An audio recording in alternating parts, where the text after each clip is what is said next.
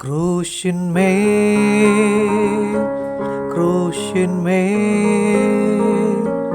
കാണുന്ന താരിതാ പ്രാണനാഥൻ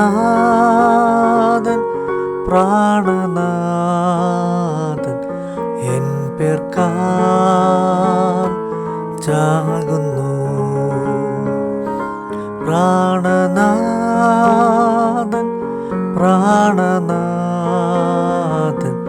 എൻ പേർക്കായി ചാകുന്നു. സുഭാഷിതം.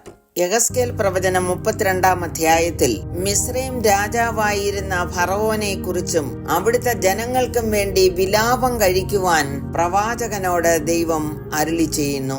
ഒരിക്കൽ പ്രബലന്മാരായ മറ്റ് രാജ്യങ്ങളുമായി മിസ്രൈം ന്യായവിധി സ്വീകരിക്കുന്നതിൽ എങ്ങനെ ഒത്തുചേരുമെന്ന് കാവ്യാത്മകമായ ശൈലിയിൽ വിവരിച്ചിരിക്കുകയാണ് ഈ അധ്യായത്തിൽ.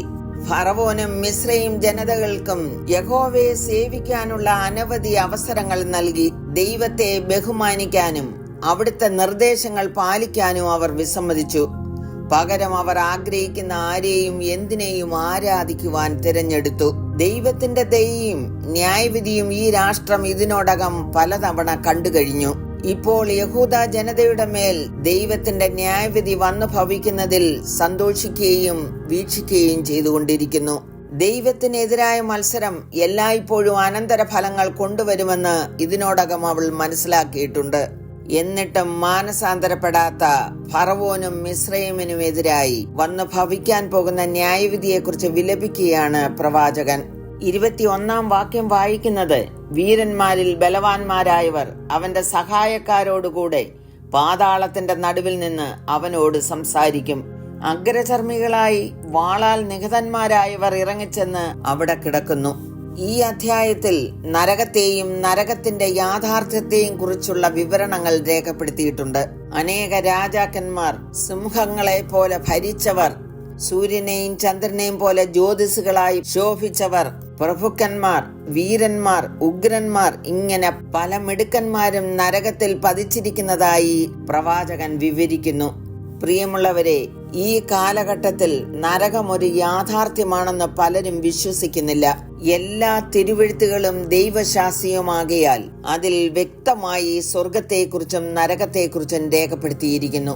യേശു കർത്താവിന്റെ വാക്കുകൾ കേൾക്കൂ. എന്നാൽ എന്റെ സ്നേഹിതന്മാരായ നിങ്ങളോട് ഞാൻ പറയുന്നത്, ദേഹത്തെ കൊന്നിട്ട് പിന്നെ അധികമായി ഒന്നും ചെയ്യുവാൻ കഴിയാത്തവരെ ഭയപ്പെടേണ്ട. ആരെ ഭയപ്പെടണം എന്ന് ഞാൻ നിങ്ങൾക്ക് കാണിച്ചു തരാം. കൊന്നിട്ട് നരകത്തിൽ തള്ളിക്കളവാൻ അധികാരമുള്ളവനെ ഭയപ്പെടുവീൻ. അതെ, അവനെ ഭയപ്പെടുവീൻ എന്ന് ഞാൻ നിങ്ങളോട് പറയുന്നു. നരകം എന്താണെന്ന് വേദപുസ്തകം പഠിപ്പിക്കുന്നു. സാത്താനും കൂട്ടരും നിത്യകാലം ദണ്ഡനം അനുഭവിക്കാനുള്ള ഭീകരമായ ദണ്ഡന സ്ഥലമാണ് നരകം. ദൈവം ഒരിക്കലും മനുഷ്യർക്ക് വേണ്ടി നരകം സൃഷ്ടിച്ചിട്ടില്ല. മത്തായി 25:41 ഇങ്ങനെ എഴുതിയിരിക്കുന്നു, ശപിക്കപ്പെട്ടവരെ എന്നെ വിട്ട് പിശാചിനും അവന്റെ ദൂതന്മാർക്കും ഒരുക്കിയിരിക്കുന്ന നിത്യാഗ്നിയിലേക്ക് പോകുവിൻ.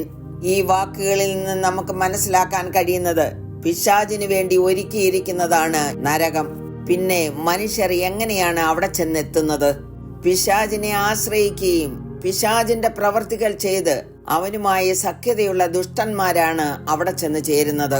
9-ാം സങ്കീർത്തനം 17-ാം വാക്യത്തിൽ എഴുതിയിരിക്കുന്നത്, ദുഷ്ടന്മാരും ദൈവത്തെ മറക്കുന്ന സകല ജാതികളും പാതാളത്തിലേക്ക് തിരിയും.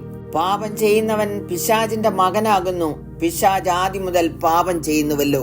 എന്നാൽ പിശാചിന്റെ പ്രവർത്തികളെ അഴിപ്പാനത്രേ ദൈവപുത്രൻ പ്രത്യക്ഷനായത്.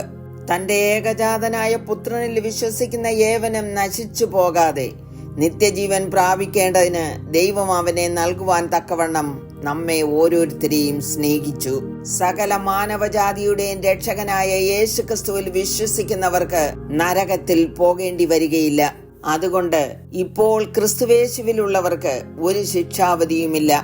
എന്നാൽ ഇപ്പോൾ പാപത്തിൽ നിന്ന് സ്വാതന്ത്ര്യം പ്രാപിച്ച് ദൈവത്തിന് ദാസന്മാരായിരിക്കയാൽ നിങ്ങൾക്ക് ലഭിക്കുന്ന ഫലം വിശുദ്ധീകരണവും അതിന്റെ അന്തം നിത്യജീവനുമാകുന്നു.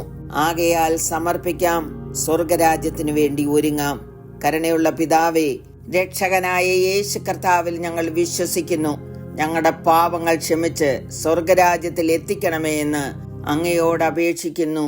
കേൾക്കണമേ. രക്ഷിതാവിനെ കാണുക പാപി, രക്ഷിതാവിനെ കാണുക പാപി, നിന്റെ പേർക്കല്ലയോ ക്രൂശിന്മേൽ തൂങ്ങുന്നു, നിന്റെ പേർക്കല്ലയോ ക്രൂശിന്മേൽ തൂങ്ങുന്നു. രക്ഷിതാവിനെ കാണുക പാപി.